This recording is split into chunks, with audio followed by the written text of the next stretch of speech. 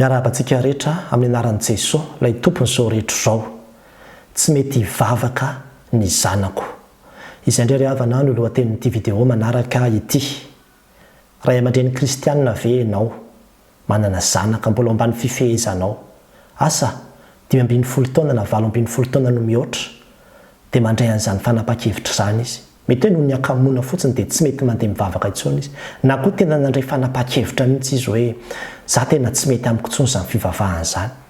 Ivadika tsy mino mihitsy ana hoe leo an'izany fivavahana izany. Tsy hitako akory izay dikan'ny fivavahanareo io fa andaonareo fa za aza resahanareo momba izany intsony. Sahiran-tsaina amin'izay ilay ray aman-dreny ary izay no olana izay ho resahantsika amin'ity vidéo fohy anio ity. Izy io ravana dia tsisy hafa amin'ireny vaingana kilasy eny ambony ranomasina ireny iceberg ho itsika. Ilay zavatra miseho ety ambony kely dia kely ihany. Izay ilay olana izay niteneniko teo hoe tsy mety mandeha mivavaka ny zanako. Fa ny ato ambany ato manohana an'izy io, mahatonga an'izy io dia tena vaingana goavana be mihitsy ary mila jerevana daholo.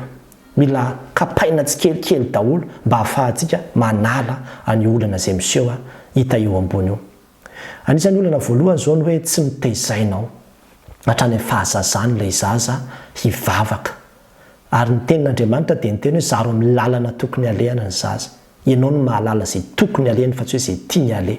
Vao 9 taona ve izy dia efa miteny hoe tsy andeha hivavaka fa kamo mbola tia atory maraina dia avelanao dia mazava ho azy fa tsy tafiditra tao anatin'ilay zaza ilay fahazarana.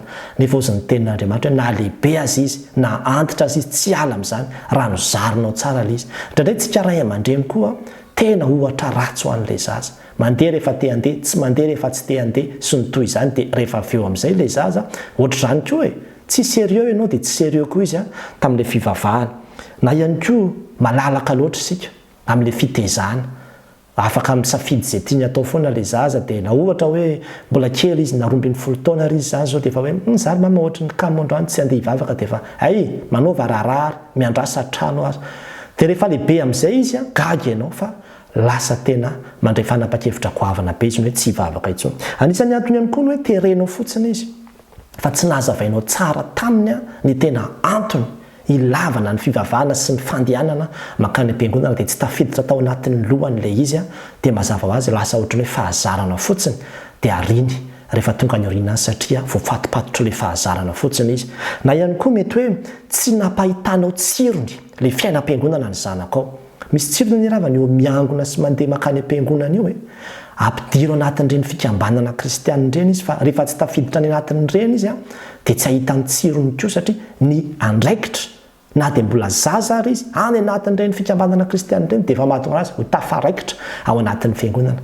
Mahafinaritra izany manao ny asan'Andriamanitra izany. Mahafinaritra izany mihira ao anatin'ny koraly izany. Mahafinaritra izany manao tafika masina, mandeha lasy, manao alim-bavaka sy ny toy izany miaraka.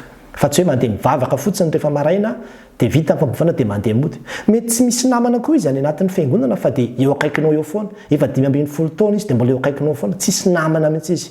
Miara mandeha mivavaka aminy na rehefa tonga ny am-piangonana dia mba misy namana miara mipetraka aminy. Fa na dia ilay fotoaman'ilay namany aza dia efa zava-dehibe izay fa rehefa tsy tafiditra izany dia efa anisan'ny antony mahatonga tsy andeha hivavaka koa rehefa aty aoriana ny zavatra toy izany. Dia tahaka izany koa no hoe indraindray ny zanakitsika alefantsika mianatra any amin'ireny sekoly miteny vahiny ireny dia tena mahay tsara ilay teny vahiny mihitsy ilay zaza ary tena very indray ny teny malagasy. Ny maha-malagasy azy mihitsy no simba ary misy ny sekoly sasany tena bedesina mihitsy ny ankizy rehefa miteny malagasy. Mbola ho resahako io any amin'ny vidéo manaraka. Anao vidéo mahakasika an'izy io fotsiny fa tsy afaka hivalapatra tsika androany.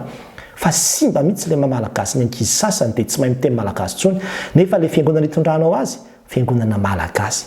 30 isan-jato ny zavatra resahanao am-piangonana any sisa no azo na 50 isan-jato dia ianao va ohatratra ho tamana amin'izany izy?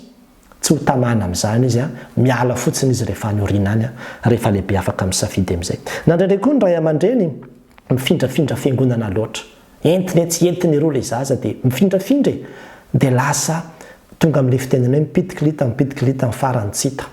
Zay mihitsy ny hafarany satria mety hijanona ny trano izy hoe za hijanona atao trano izy dia atao sisany manaraka amin'ny internet satria mitady am-panahy zany no tsika mitety an'ireo mpanompon'Andriamanitra samy hafa ireo ilay zaza dia tsisy fototra tena hijoronotsony ny fiainam-panahiny hoe ato ianao no mivavaka, zao no hitazananao a, zao ny fotom-pinoana rahantsika, zao no andraikitra sy ny toy izany atao ato anatin'ny fiangonana. Fa mandeha mitady am-panahy eto sy eroa fotsiny a, dia tsy tafapetraka koa le zaza rehefa nyorindany na ho tafiditra any amin'ireny fiangonana sekta goavana be ireny mihitsy ny hafarany, dia very koa ny fanahiny. Dia tahaka izany koa hoe tsy nitezaina hankatony zaza.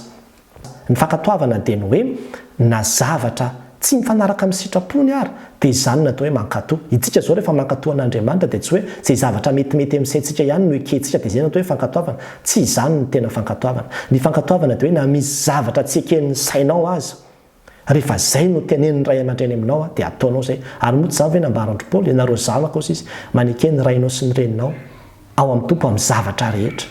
Amanaiky dia ampianarina anaiky mihitsy ny zanaka. Fa rehefa tsy manaiky eo anatrehan'ny ray aman-dreny izy raha tovovavy izy ohatra dia tsy anaiky koa izy any amin'izay hitondran'ny vadiny azy rehefa nyorina anatin'ny tokantrano. Dia tsy anaiky koa izy rehefa hoentina anatin'ny fiangonana, tsy anaiky izy rehefa any amin'ny toeram-piasana, tsy anaiky izy ao amin'ny firenena, fa tsy hoe le olona zay tiany foana ihany ny tadiaviny atao. Fa tsy manaiky zay fitariana sy fitondrana atao aminy mihitsy izy. Ndraindray koa ny sekoly ampianarintsika ny zanantsika ny tontolo manodidina azy mihitsy. Sekoly tonga dia laika be, tsy mivavaka sy ny toy izany dia mazava azy fa voatarika ireny namany ireny izy. Tsara foana ny sekolim-pinoana hitaizana ny ankizy. Raha mbola ambany fifehezan'ny ray aman-dreny ny zaza na ankizy na tanora dia mbola tompona andraikitra ianao, ary ianao no tompona andraikitra amin'ny ara-batana, ara-tsaina, ara-panahy. Ianao no mahafantatra izay tokony. Ka raha ohatra izy ka isafidy fotsiny tsy andeha hianatra intsony, na tsy etiana kanina intsony, tsy etiana nafanafody, tsy mety hotsondromona, dia mazava ho azy fa tsy anaiky an'izany satria zava-dehibe ny ara-nofo, zava-dehibe ny ara-tsaina satria miankina amin'izany daholo ny hoaviny. Fa manahoana ny ara-panahy? Raha misafidy fotsiny za tsy hivavaka dia nefa ianao mbola tompona andraikitra aminy dia avelanao amin'izao fotsiny ve? Nga tsy fantatrao fa miankina amin'izany koa ny mandrakizay an'io zaza io hoe ianareo menakaviny miaraka makany an-danitra fa tsy ianao irery ihany. Ary izany no mazava-dehibe ny fitaizana. Raha izao sy ny ankonako dia anompony Jehova izay ho Josoa. Hoy Andriamanitra tamin'ny Abrahama, ny fanekenao dia ho anao sy ny taranakao ary ny taranaka mandimby ianao fa tsy ho anao irery ihany. Maro be ny zavatra azo resahana ry havana. Izany le fototra mampiorina an'io vaingana kilasy mipotra hitantsika hoe tsy mety mandeha mivavaka ilay zaza. Fa ny anisany koa dia ny hoe indraindray ny faharesan-dahatrintsika ray aman-dreny mihitsy tsy tena mbola mipaka lalina tsara. Izany hoe mbola tsy tena tafitany amin'ny zanakao ilay filazany tsara. Mbola tsy vitanao ny nampandray ny zanakao an'i Jesosy Kristy fa justa mandeha makany am-piangonana fotsiny nareo. Dia vokatra izay zavatra izay dia tsy tafavoaka ilay izy satria lasa fahazarana fotsiny ny andehanan'ilay ankizy mandeha mivavaka dia rehefa tonga saina izy dia miala satria mbola tsy tena niaona tamin'i Jesosy Kristy ny zanakao. Ary olana lehibe izany. Tsy azo atao hoe mafy be na masika be fa tena mila entitra ianao nefa tena maneho azy ampitiavana, mitantana azy, mitarika azy, maneho modely eo anatrehany ny amin'izany hoe fiainam-bavaka, fandehanana mivavaka izany. Azonao atao filozofia izay ampianarinao ny zanakao mihitsy no hoe ny antsika rehefa lady dia mandeha mivavaka. Fa rehefa voazatra an'izany izy, rehefa mahita ny tsiro ny fiainam-piangonana izy dia izao na rehefa lehibe azy izy tsy ala amin'izany. Aza dia resahana mandrakariva amin'ny zanakao ilay olana any am-piangonana fa mety mbola tsy zakany. Ary na miresaka an'izany azy ianao dia tsy maintsy resahanao foana manao hoe ny fiangonana dia masina noho ny amin'i Jesosy Kristy fa tsy ilaozany zavatra izay manakorotanao fa tsika tsy miala amin'ny fiangonana satria Jesosy Kristy no loha mitondra izany fiangonana izany. Ny olana iray havana dia izao hoe rehefa miala amin'Andriamanitra ny zanakitsika, ianao ihany avy eo ny sahirana rehefa voara fa ohatra ka manao zavatra hafahafa any ambadika any izy. Na ihany koa rehefa ohatra ka hoe adinon'Andriamanitra ianao ny amin'ny zanakao, manahoana ny tezanao an'io zaza io satria ny mandrakizay mihitsy ny voatontohana ao anatin'izany hoe miala amin'Andriamanitra izany izy. Ianao resy lahatra, ianao mahalala dia izao ataovy izay hatafitan'izany any amin'ny zanakao. Mivavaha, mangataha amin'ny tompo hoe tompo ahoana ny ataoko amin'ity zanako ity mba ahafahako mitarika azy. Sao dia hoe tokony homena namana izy hitarika azy mandeha mivavaka na asa kozaina ny kozina na ny toy izany miara-mandeha, na sao dia tokony ampidirina anatin'ilay fikambanana anatin'ny fiangonana izy, na sao dia tokony misy zavatra tokony atao analana ilay zavatra atao ambany ato fa izany indraindray ny olana dia mahatonga ny hoe mipotra amin'izay ilay hoe tsy mety mandeha mivavaka ny zanakao. Mino fa izay taridalana fohifohy izay ahafahantsika mahita ny fototry ny olana izay mety hoe mahazo ny zanantsika mifandraika amin'izany zao miatrea avy hatrany ianao io olana io esory ilay izy miaraka amin'ny Jesosy Kristy ianao ary tsy maintsy miankina amin'ny Jesosy Kristy dia vitanao no mitondra ny zanakao tahaka nitondrandry Josoa azy manao hoe raha izao sy ny ankonako dia anompony Jehova izay. Tsy zavatra mahafinaritra ohatran'izany hoe mpianakavy miara-midera sy manome voninahitra ary manompo an'Andriamanitra izany. Dia izany eny ny tokantranonao dia mampahery antsika ray aman-dreny rehetra fa sarotra no mitaiza fa izany indrindra nanomezan'Andriamanitra antsika ny fanahy hany olo-tsaina antsika ka dia mahery zariavana. Ho an'Andriamanitra ny voninahitra. Amen.